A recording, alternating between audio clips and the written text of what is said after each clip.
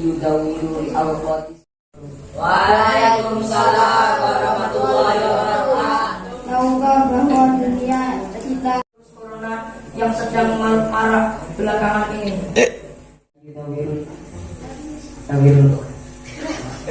Waalaikumsalam warahmatullahi wabarakatuh. Waalaikumsalam warahmatullahi wabarakatuh. teman-teman yang berbahagia. Pertama-tama ala asyrafil anbiya'i wal mursalin.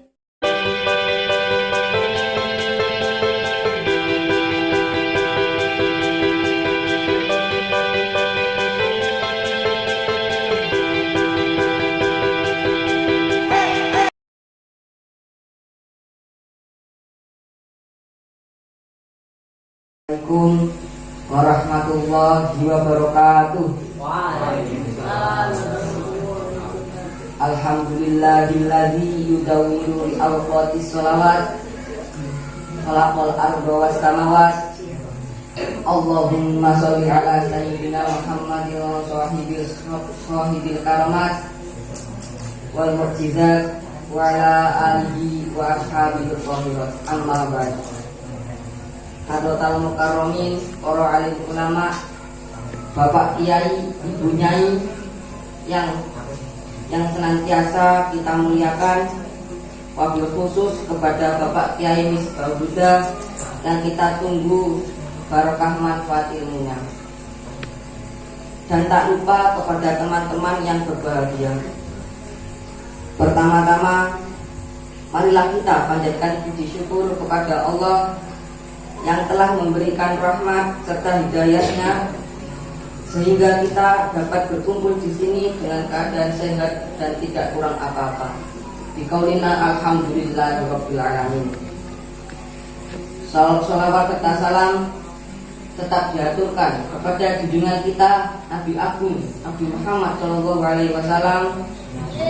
Semoga kita semua mendapatkan syafaatnya kelak di hari akhir nanti.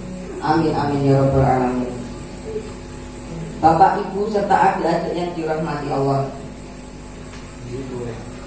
bersyukurlah karena saat ini kita masih memeluk Islam.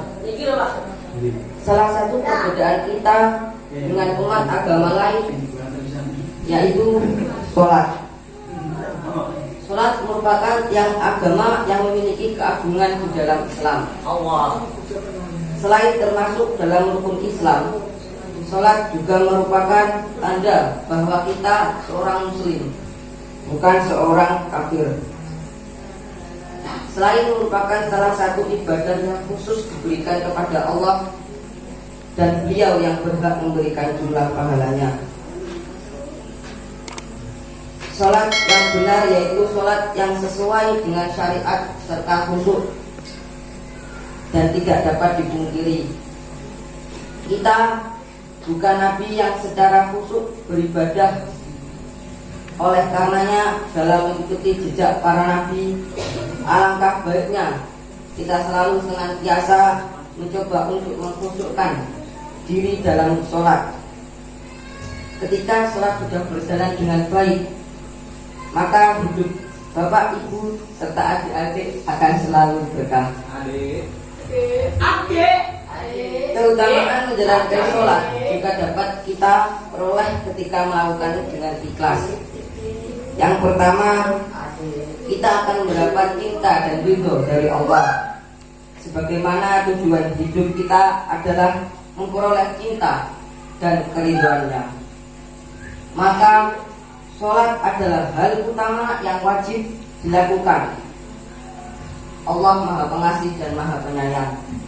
Apabila kita melakukan kewajiban untuknya, maka kita akan diberi cinta dan ridhonya. Yang kedua, sholat dapat menyelamatkan diri kita dari api neraka dan membantu kita untuk masuk ke dalam surga. Keimanan kita, sholat dapat menjadi tolak ukur keimanan kita. Apabila kita senantiasa menjalankan sholat dan perintahnya, maka kita akan terhindar dari api neraka. Amin. Yang ketiga, menjalankan sholat dapat menjadikan kita orang yang taat serta dapat secara leluasa meminta pertolongan. Dalam surat Al-Baqarah dijelaskan bahwa sholat merupakan salah satu penolong. Apabila seorang menjalankan dengan khusyuk, maka sholat kita akan diterima dan mendapat ridho dari Allah Subhanahu wa Ta'ala. Yang keempat, sholat dapat mencegah kita dari perbuatan keji dan mungkar. Apabila menjalankan sholat secara khusyuk dan dilakukan terus-menerus, hal tersebut akan membantu kita untuk selalu berbuat kebaikan. Ketika selalu berfokus pada hal yang baik, maka kita akan dijauhkan dari perbuatan yang keji dan mungkar. Selain itu, kita harus selalu berdoa selepas sholat agar dijauhkan dari hal keji. Sekian wejangan dari saya. Suatu ibadah terlihat sehari-hari, namun harus tetap diingat keutamaannya, agar selalu memberikan semangat bagi diri sendiri untuk terus menjalankannya. Bila saya ada salah dalam perkataan atau selanjutnya, mohon maaf yang sebesar-besarnya. Ihdinas siratal mustaqim. Wassalamualaikum warahmatullahi wabarakatuh.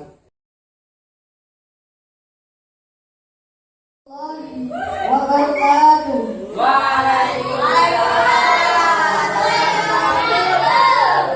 Madek ngandal jangan. Alhamdulillahilladzi syara'a ala ibadihi syari'atil aliyah. Wassalatu wassalamu ala Rasulillah wa ala alihi wa sahbihi wa man tabi'ahuda, amma ba'du. Dewan juri yang kami hormati serta rekan-rekan yang bahagia, pertama-tama marilah kita panjatkan puja dan puji syukur atas kehadirat Allah Subhanahu wa Ta'ala yang telah memberikan kenikmatan kepada kita semua, sehingga kita bisa bertatap muka di tempat yang cukup sederhana ini. Salawat dan salam semoga selalu tercurahkan kepada Nabi Agung Muhammad Sallallahu Alaihi Wasallam,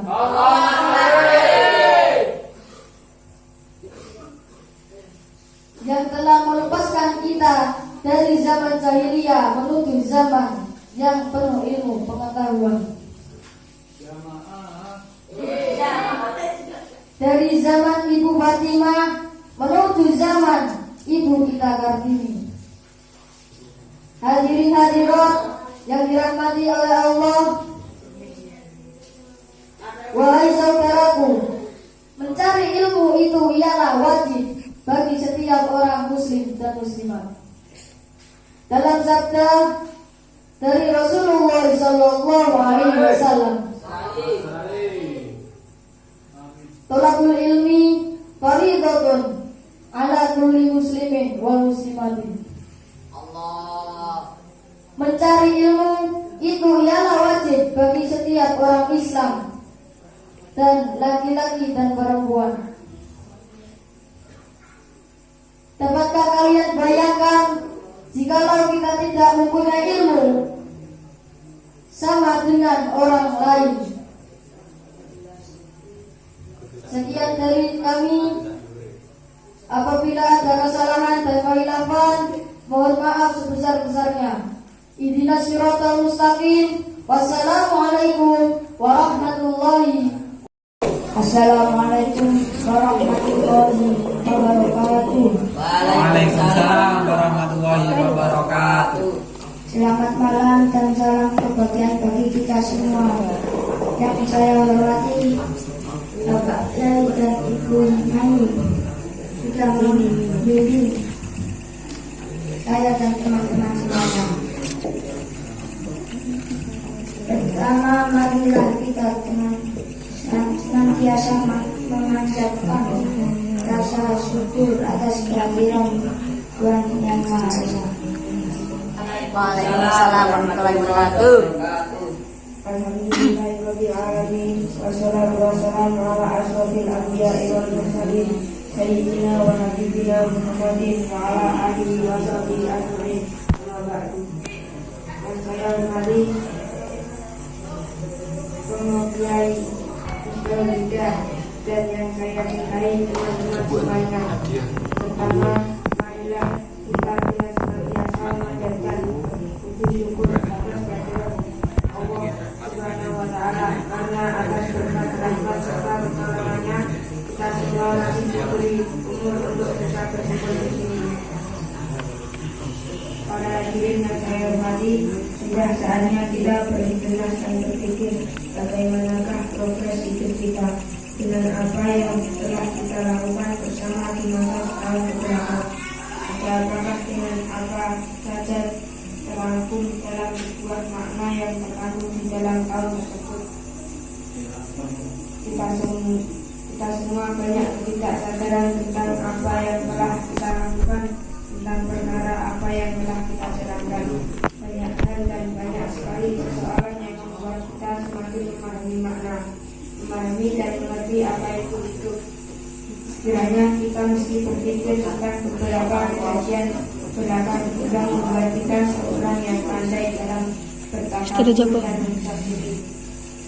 Dengan demikian kita tahu akan segala banyak bentuk kekurangan yang ada di dalam diri kita sendiri. Betapa banyak waktu yang terbuang dan betapa banyak waktu itu kita isi dengan hal yang sama sekali tidak berguna. Dan kita termasuk orang yang merugi. Yang kiranya akan kita terus berusaha berbenah memperbaiki sektor-sektor kehidupan untuk tahun berikutnya yang tidak kita hadapi. Tidak perlu menilai orang lain tentang kekurangannya, bahkan sampai mencela atas apa yang ada pada dirinya. Lebih baik kita menghitung kelemahan diri kita hingga kita menjadi orang yang senantiasa selalu memperbaiki diri sendiri, bukan mengkritik kesalahan orang lain atau mencari benang lawan. Semua itu adalah penyakit batin yang mesti kita jauhi dan sangat membahayakan diri kita. Para hadirin yang dimuliakan Tuhan, waktu yang terus bergulir dan tanpa kompromi maju dan terus melaju. Apakah kita sadar bahwa semua itu merupakan bom yang terpasang, merupakan kenyataan yang harus kita lalui. Mari kita berusaha dan memperbaikinya. Ke depan, mari kita bersama menyongsong langkah yang lebih baik, membuka lembaran baru. Kita terus berusaha untuk menjadi yang terbaik di dalam diri kita, keluarga, kelompok, masyarakat, dan bangsa ini. Untuk itu, pentingnya merencanakan, pentingnya membuat analisis hidup, dan tak kalah penting yakni kita ciptakan apa yang telah kita lakukan ke depan dengan menguatkan tekad menjadi sosok manusia yang penuh dengan prestasi dan membanggakan kita semua banyak orang dan bermanfaat diri kita. Sekian dari saya. Maaf bila ada kesalahan. Tidak termakan. Assalamualaikum warahmatullahi wabarakatuh. Saudara-saudara, tahukah bahwa dunia kita saat ini berada dalam kecemasan dan kesulitan yang dahsyat sebagai akibat dari penyebaran pandemi COVID-19 yang sangat berat. Ratusan ribu orang terinfeksi dan ribuan orang merenggang nyawa. Kehidupan normal tidak berjalan mulus setelah terputus hubungan di seluruh dunia. Dalam kondisi yang penting ini, kita sebagai negara, bangsa, individu, institusi, dan badan masing-masing dari kita harus memikul tanggung jawab untuk memainkan peran dan memerangi wabah ini, mengendalikannya dan melindungi umat manusia. Kita juga harus mengingat dan menyebut dengan penuh kebanggaan dan penghargaan terhadap pengorbanan besar yang dilakukan oleh para dokter, perawat, dan semua tenaga kesehatan yang telah mempertaruhkan nyawa dan diri mereka sendiri untuk menghadapi bahaya yang mengancam kemanusiaan. upaya luar biasa para pejabat untuk menabung virus ini memberi harapan bahwa kita akan dapat mengalahkan wabah ini dan menyingkirkannya. Namun keberhasilan dan pertempuran ini sangat bergantung pada tekad kita untuk terus memikul tanggung jawab dengan keinginan kuat yang tidak henti, dengan ketegaran yang tidak mengenal lesu dan mundur. Sesuai tanggung jawab saya di Al-Azhar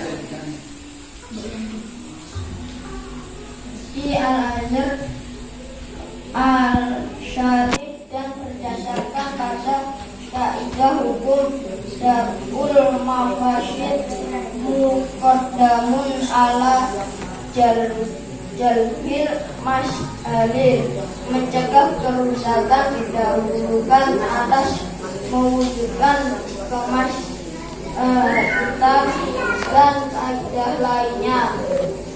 Yuzaru al-Azhar al-Akbar bil Azhar al-Asghar, bahaya yang lebih besar dihilangkan dengan yang lebih sedikit mudaratnya.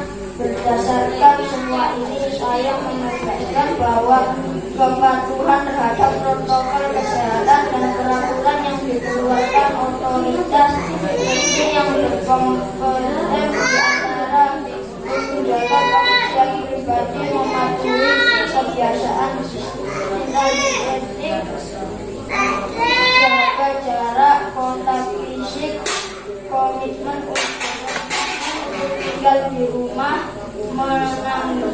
menangguhkan sholat Jumat dan sholat jamaah baik sedikit walaupun banyak, sambil berkomitmen untuk melakukan sholat tepat waktu di rumah tanpa berkerumun.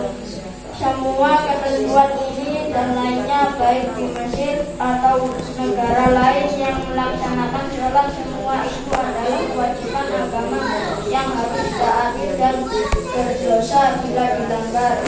Melanggar aturan tersebut berarti melanggar firman Allah, dan jagalah menjerumuskan dirimu ke dalam kebinasaan. Quran surat Al-Baqarah ayat 2 ayat 195.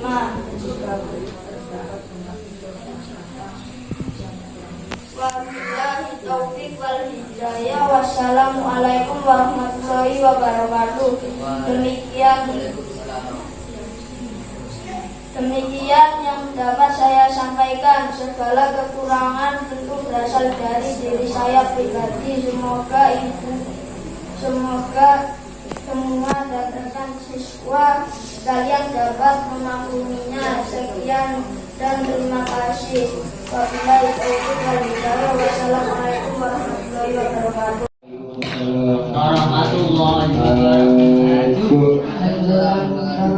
Para alim, Bapak Kiai dan Ibu Nyai yang senantiasa kita muliakan, wabil khusus kepada Bapak Kiai Misbahul Huda yang dinamai kita berburu manfaat barokah ilmunya, dan tak lupa kepada teman-teman yang berbahagia. Pertama-tama, marilah kita panjatkan puji syukur kepada Allah yang telah memberikan rahmat sehingga kita dapat berkumpul di sini dengan keadaan sehat dan tak kurang apa-apa. Dikaulina alhamdulillah rabbil alamin. Salawat dan salam tetap dihembuskan kepada junjungan kita Nabi Agung Muhammad Sallallahu Alaihi Wasallam. Semoga kita mendapat syafaat di suatu hari kiamat. Amin ya rabbal alamin. Pada kesempatan kali ini saya akan membahas mengenai hadis ilmu. Sebab tidak dapat dipungkiri bahwa kita tidak dapat hidup tanpa adanya ilmu. Oleh karena itu, Islam mengajarkan kita untuk senantiasa menuntut ilmu. Sejalan dengan sabdanya Rasulullah Shallallahu Alaihi Wasallam yang artinya mencari ilmu itu wajib bagi orang Islam laki-laki dan perempuan. Dengan ilmu kita sebagai manusia tentunya akan menjadi makhluk terbaik di antara makhluk Allah yang lainnya. Tetapi jika tidak memiliki ilmu, kita tidak akan mengetahui apa-apa yang ada di dunia ini. Sehingga marilah kita terus menuntut ilmu, sebab dengan ilmu kita akan mendapatkan kebahagiaan dunia serta akhirat. Sehingga dapat disimpulkan bahwa selama hayat masih di dalam badan, kita harus selalu menuntut ilmu tanpa kenal lelah, sebab pentingnya ilmu dalam kehidupan. Sekian yang dapat saya sampaikan. Wabillahi taufiq wal hidayah. Wassalamualaikum warahmatullahi wabarakatuh. Assalamualaikum warahmatullahi wabarakatuh. Jembatan saudara Dimas, kalau terus Wabarakatuh. Alhamdulillahilladzi tawirul Alhamdulillahilladzi tawirul awati salawati alaqal arda wa samawati. Allahumma sholli ala sayyidina Muhammadin shahidil karamati wa samawati wa ala alihi wa ashabihi wa hirati amal. Hadirin yang saya hormati, marilah pada kesempatan kali ini kita senantiasa memanjatkan puji kehadirat Allah Subhanahu wa taala atas segala nikmat dan rahmat berupa kesehatan, sehingga kita bisa hadir di forum tentang bahaya narkotika ini. Hadirin yang saya hormati, mengkonsumsi narkotika adalah salah satu perbuatan yang menyebabkan timbulnya kejahatan dan perbuatan setan, dan perbuatan yang harus kita jauhi agar kita selamat dunia dan akhirat, serta membuat lingkungan masyarakat tentram tanpa suatu kejahatan apapun. Hadirin yang saya hormati, jangan sesekali kita mencoba narkotika ini, karena jika kita mencoba maka kita akan rugi seumur hidup kita. Seumur hidup kita akan terasa terbelenggu dan ketergantungan terhadap sesuatu yang justru merusak pada kita. Maka dari itu, marilah kita putra putri bangsa Indonesia mulai sekarang ini jauhilah narkotika dan berlomba-lomba meraih cita-cita yang tinggi agar kelak berguna bagi nusa dan bangsa. Hadirin yang saya hormati, cukup sekian yang dapat saya sampaikan. Mohon maaf bila banyak kesalahan. Wassalamualaikum warahmatullahi wabarakatuh. Nikmatnya yang begitu banyak, Bapak dan Ibu serta saudara yang saya hormati, dalam kesempatan ini saya akan membahas tentang pidato tentang wabah virus corona yang sedang marak belakangan ini. Hadirin yang saya hormati, virus yang diduga berasal dari Cina, Wuhan ini meresahkan warga di dunia karena virus ini sangat cepat menyebar ke seluruh dunia. PBB dan WHO, semua negara bergerak maupun berpikir cepat untuk menangani warganya yang sedang berada di Cina. Namun karena keadaan Cina seperti itu, karena melakukan isolasi daerah Wuhan guna menghindari virus tersebut menyebar. Diduga virus corona berasal dari pasar ikan swalayan yang berada di Wuhan, berasal dari hewan, kelelawar dan ular. Namun masih banyak pro kontra tentang ini. Semisal dari Indonesia, daerah Minahasa, banyak masyarakatnya yang masih mengonsumsi ular namun belum atau tidak ada yang kena virus corona. Ataupun bisa faktor lainnya seperti cara masak orang Cina dan Minahasa berbeda dalam matangnya dan lain-lain. Juga bisa virus tersebut bukan berasal dari kedua hewan tersebut. Marilah kita menjaga kesehatan dari diri masing-masing, karena kita tidak tahu virus tersebut lebih jelasnya bagaimana. Masih banyak seputar isu dan berita belum pasti. Dari itu kita hanya bisa menjaga kesehatan, olahraga, yang sehat, intinya segala hal yang menghindari dari penyakit yang membahayakan. Kiranya cukup sekian saja yang biar saya sampaikan. Saya ucapkan banyak terima kasih atas semua perhatian. Jika terdapat banyak tutur kata yang kurang berkenan di hati, maka saya juga mohon maaf yang sebesar-besarnya. Wabillahi taufiq wal hidayah. Wassalamualaikum warahmatullahi wabarakatuh. Wassalatu wassalamu ala ashrafil anbiya'i wal mursalin Sayyidina wa maulana Muhammadin wa ala alihi wa baraka wa sallam. Pertama-tama, marilah kita panjatkan puji dan syukur atas kehadiran Allah Subhanahu